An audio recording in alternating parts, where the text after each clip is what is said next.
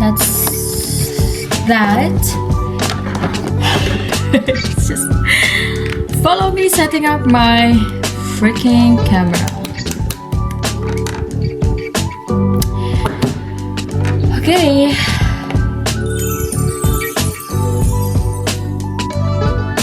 I don't know about you, but I really like the lip combo that I tried. The lip combo that I am currently using. That's currently on my lip. However you call it.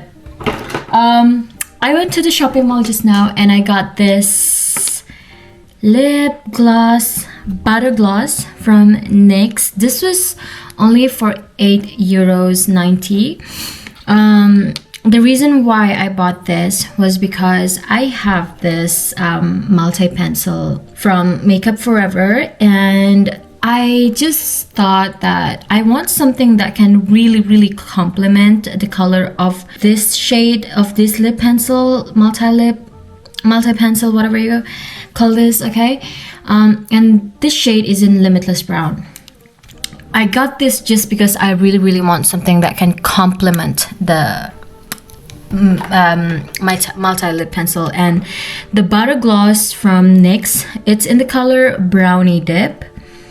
Yeah, it's in the color Brownie Dip. Sorry. This lip pencil, this butter gloss from NYX, it's in the color shade BLG51 Brownie Drip. Is the best combo for this multi-pencil shade.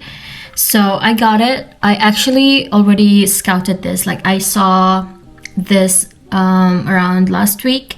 I tried it on my what's this? My hand a little bit. I did some patch tests because I really wanted to see whether like this is good or not. And I think after an hour or two, I realized that this was still hanging on my lips, and it was really hydrating and moisturizing. And I finally decided to get it today, and I'm really liking this. Like you can see, it looks so shiny. I applied this around 20 minutes ago or half an hour ago, something like that. And I really like it. Yeah, so I have a gloss that really can complement the shade of my lip pencil now.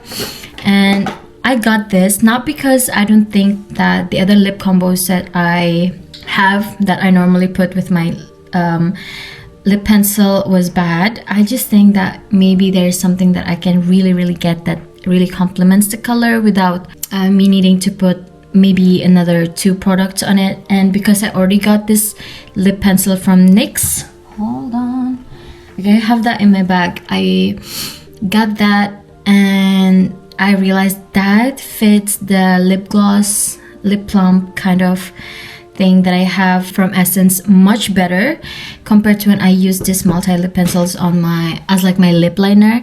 So I thought, why not just get something that also complements the lip pencil. So yeah, that is just a backstory.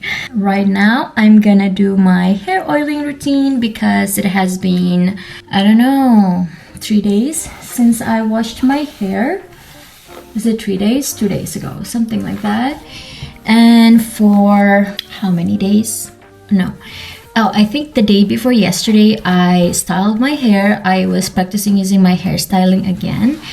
And I don't have, what do you call this? Hair coating, which makes it like my hair doesn't really have protection against the heat. So I don't know, I just hope that I'm not damaging my hair so much.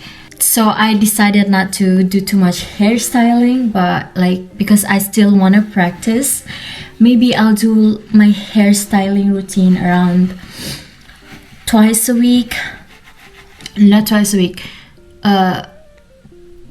twice in like 2 weeks. Okay, so something like, okay, maybe like this week. Oh my god, why am I making it so hard for myself? So maybe like twice this week, and then the next week I will not do anything to my hair, and then another 2 weeks, another week. You know where I'm going. Like, let me not make it complicated for myself and also for you. So for my hair oiling routine, of course, we are gonna start with massaging my scalp.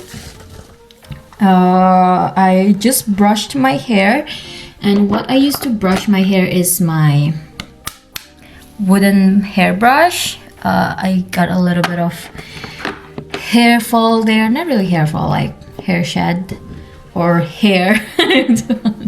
Sorry, hair on that thing. So no, I'm just massaging my scalp. And normally what I do to massage my scalp is just like taking this silicone brush and massage on like circular motion, and just like make my scalp feels really nice, and massage, you know, kind of feeling. So yeah, great. By the way, this is just a routine that I do, and it normally really works for me. I have been doing this for almost a year now, actually. Wow, almost a year now. Yeah, I have seen a lot of difference, a lot of improvements. I think like I'm never gonna like stop doing this routine, and yeah, I'm so happy with the results so far. The products that I am using are really good for my hair. It's just like lately I developed dandruff. Not really dandruff. I think it's the, what do you call that? Like dry skin on the scalp. So whenever I massage my hair with my silicone brush, like a little bit of the dry part of my scalp just got exfoliated as well. And I also started using glycolic acid on my hair like once a week to kind of just exfoliate, and that is when I noticed that this scalp issue, like the dry scalp issue, starts to kind of like become more and more. I don't really have any problems with it because it's not that much, and like it only appears when I brush my scalp with my scalp brush. So like it's okay for me, it's fine. So yeah, I'm just gonna keep on brushing, massaging my scalp for maybe around 10 minutes like that, and until I feel like okay, like my hair follicles finally now opened up and stretch. So yeah, let's just do that. This is the part where I really massage a lot, because I'm really just trying to improve my hairline. Guys, look at the baby hairs. I was like balding here, okay? So the fact that now more and more hair grows on that area, of course I'm gonna like repeat this process more and more. You know, the more I see the result, the more motivated I am to like do this even more. Look at that. Oh my god, like my hair is voluming. Actually, it's just like because I'm just pushing this thing all over. I low-key look good with long hair. Not low-key, like I high-key look good with long hair. So crazy. I also got this volcanic ash drying lotion from the brand Bye Bye Blemish, because to be honest, the acne that is growing on my cheeks, they are really starting to bother me because they are so painful for no reason. Like, I don't know. Okay, let's also like do a little bit of like lymphatic massage here. Just on the back neck. Ooh, that was actually nice. So I just did that just because I want to feel like super nice. And also I went to a cafe today. I went out. Okay, I'm so proud of myself. Like, although there were some hiccups, I was like so proud of myself because normally I get so nervous around bicycles. I can ride a bike, but when it comes to riding a bike and like a roadside, like no, like having to cross the road while I'm cycling, it's very nerve-wracking for me, because back in the days I had accident experience. Okay, so I guess that's pretty valid reason why I'm always like so worried with my bike experience. So I'm so proud of myself today, because like I managed to go to the city center alone and riding my bicycle, navigating new roads, and I was just proud. I know it could be faster, but because I was like just trying not to, I'm just trying to get used to riding a bike again. And when I did, not a bike, like not a motorbike, like bicycles. And when I did that, I got to the city center. I felt so satisfied, like crazy satisfied with myself, like damn. And I treated myself with cakes, and I went to a cafe and I just sit down with myself, watch some YouTube videos and listen to my own videos.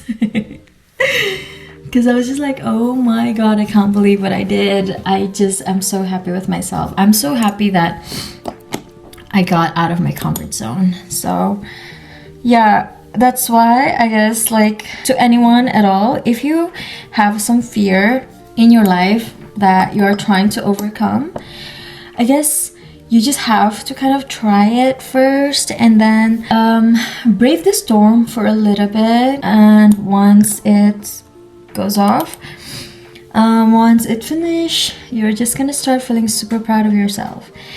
And of course, when I see like, okay, the reason why you fear something, it's because you have a valid reason. You have like an experience where the things that you think like, oh, this was supposed to be like a safe thing for me, but because I had like a negative experience with it, it kind of make your brain thinks that if you are going through the same situation again, your brain is going to start analyzing that, oh, this is a similar experience, and it starts to process this situation and into something that is like a negative, right? But I guess that is where the role of taking precaution should take place. It doesn't really have to be you doing something and just like go through everything without taking any precautions or something.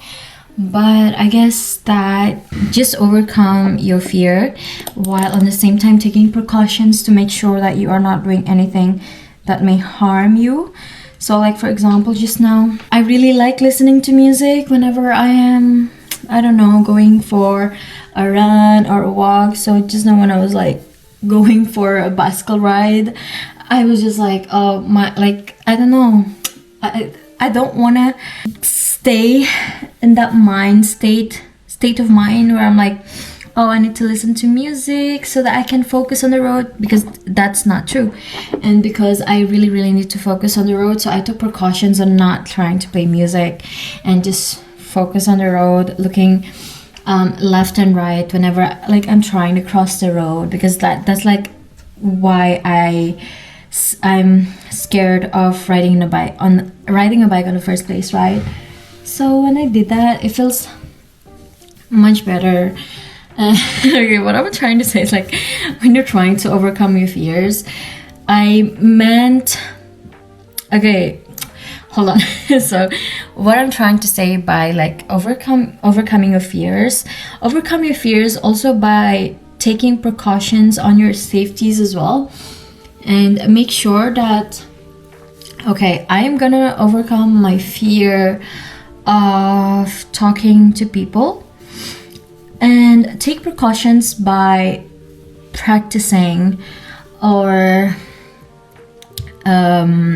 doing your homework about the people that you are going to meet, for example, and like learn about like what are topics that are good for small talks, this kind of thing, so that, you know, maybe your fear is that you are worried that people find you talking about stupid things and you don't want to look stupid in front of people, for example.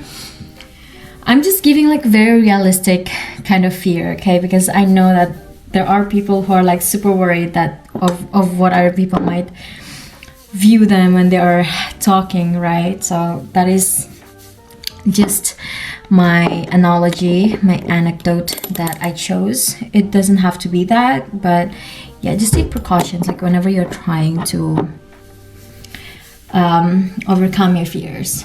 Calculate those as well. But make sure you don't like overwhelm yourself with all the kind of safety procedures that you have to go through before you even go through the process of you trying to do whatever you want to do, so that you are out of your comfort zone. So yeah. So crazy.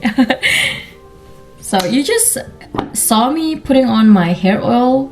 I had a video of what I put on my hair oil when I do my hair oiling routine. So this is the main hair oil that I put on my scalp, and whenever after I put this oil, I will massage my scalp just to make sure that the product, the oil, is all distributed throughout my scalp, and I will just gently massage it, and yeah, just feel the goodness of massaging my scalp. Okay, listen, okay? I'm just doing this on like a very random, not very random actually, it's a calculated Saturday. Normally I do my hair oiling also on Saturday or Sunday, depends. And the way I'm doing it is not so aesthetic, and this is not how influencer does it. I'm just a normal girl. Okay, I got out and I actually wanted to hair oil this afternoon, but then I decided to go out, so I was like, I'll just do hair oiling later when I come back home. So here I am doing hair oiling and talking to y'all. Yeah, okay, let's just massage it with the silicone brush as well. I'm just gonna go through a little bit and massaging in circular motion as well. I really love massaging this part of my hair because I love how much improvements I see on my hairline area. Like you can see, I have like gray hair going on here.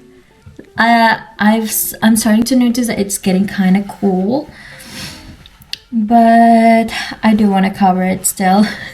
It's getting kind of cool because it's giving Stormy from X-Men, you know, as if I can control the clouds and storm, whatever.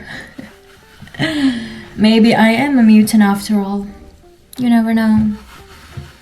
So yeah, let me just like massage this. I'm just gonna go through it like maybe twice, 3 times, and don't worry, you are gonna have some hair that's gonna like fall out because that is just part of hair shedding.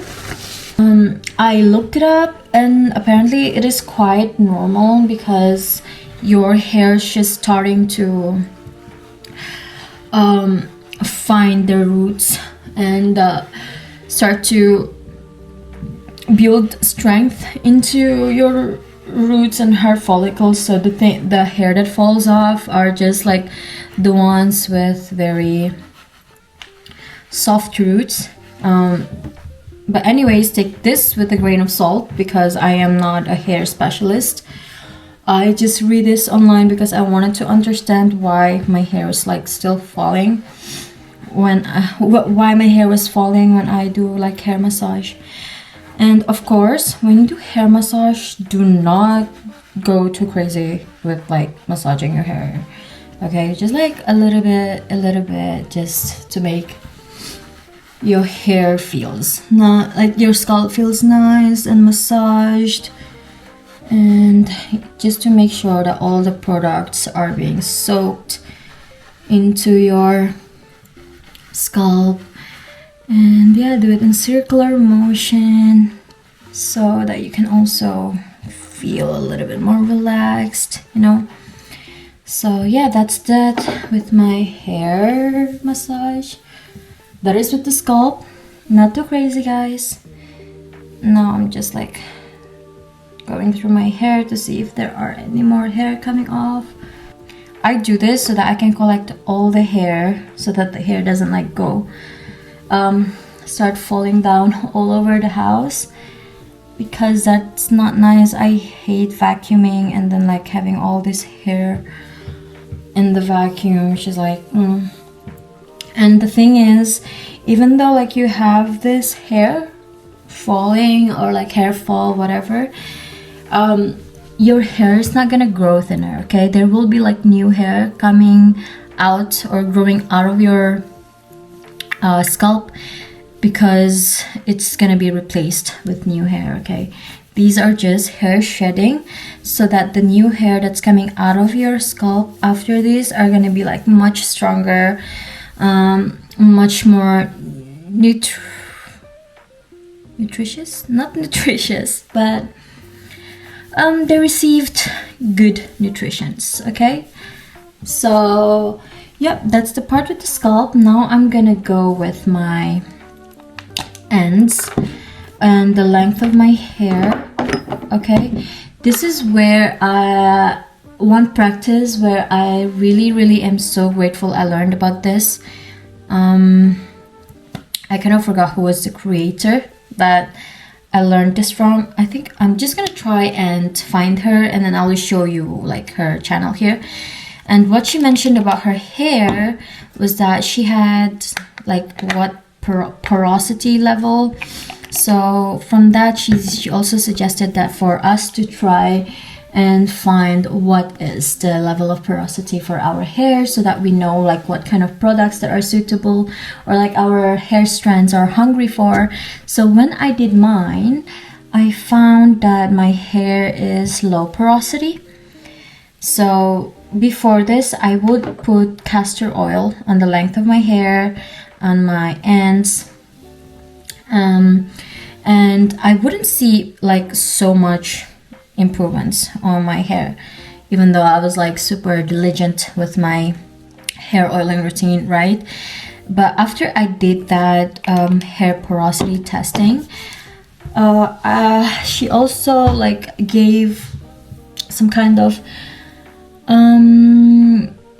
guide, not really guide, how is like highlights, like kind of information about like, oh, for this kind of hair this is what you need, blah blah blah.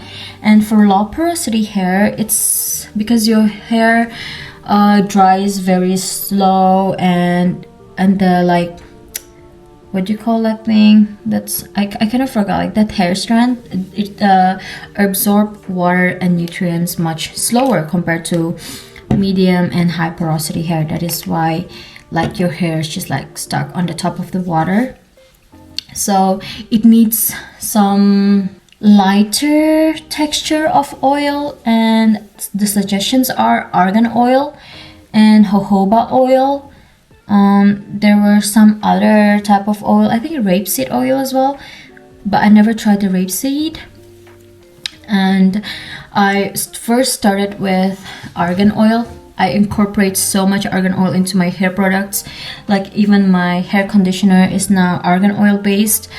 Oh my god, she was not kidding. Like this kind of advice that she was sharing, I started just being very diligent with putting argan oil on my hair strands and the ends. My hair has never looked so hydrated, okay? I did it like what? I started incorporating argan oil into my hair routine for like twice. I already could see the difference. I stopped using castor oil and coconut oil on the hair strand. I'm not saying that the coconut oil on the hair strand or the castor oil was like bad. It was just like the result was like super slow, and it's just like I don't see too much difference, and I don't see my hair being hydrated as how I wanted it to be, until like when I start incorporating this argan oil, and then I start to use products that are more suitable for low porosity hair. And guess what? My hair, it's it became so much easier to take care of and so much more hydrated. It looks so much better. It looks so healthy. So yeah, like what I will suggest is for you to just check it. What is the type of hair that you have? If you have low porosity hair like mine, I can't, I also learned this not the hard way, a long way, because I was just like, oh, I was listening to all these advice that, oh, castor oil is so good for your hair, coconut oil, blah blah blah. I never know that it really depends on your hair type. So I started using argan oil, and now I incorporate jojoba oil because it's one of the oil that's also very beneficial for people with low porosity hair. So now my hair has looked so good, so healthy, and it grows longer, so much healthier. I just love it. And yeah, I put both of this. I mix both of this on my hand, a little bit, warm it on my hand, and then I start applying it on my hair ends and also the hair strands. Maybe I'll put like around 4 to 8 pumps of both oils, depending on how thick your hair is. My hair is not yet thick, okay? But I think 4 to 8 pumps is enough to just cover everything and just like go through my hair and everything. And I also maybe like put 1 pump of this just to add a little bit more nutrients, because I have more oil mixture in this hair oil that I make. So yeah, I'm just gonna wait for another maybe 2 hours before I wash my hair, and I'm just gonna remove my makeup and everything. And I'm just gonna show you now. This is the amount of hair. I don't know if you can see it. The amount of hair that fell out of my head during all this process of hair oiling. It is fine because I know it grows back. Hair always grows back, but it's up to you to take care of it so that it doesn't go too bad. And I just love sharing this because it's so fun. I get to talk about my routine because I see a lot of improvements in this, and I'm just so happy that I find a way for me to do what's best for my hair and my skin and whatever I am doing to myself. Yeah, so if you find this video beneficial, please subscribe because I make videos, okay? I make videos. What's my niche? I don't know. But anyways, so yeah. That is it. Did I forget anything else? But yeah, don't forget to do your hair testing, okay? And figure out what type of hair you have and choose your product according to your hair type, because that is gonna change the entire game of your haircut routine, okay? So yeah, I'll see you in my next videos. That is it. That is like really like, okay. Ciao. Slay.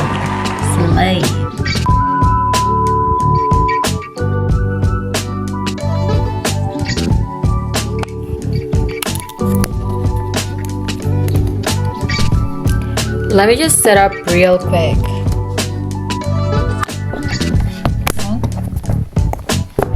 Yeah.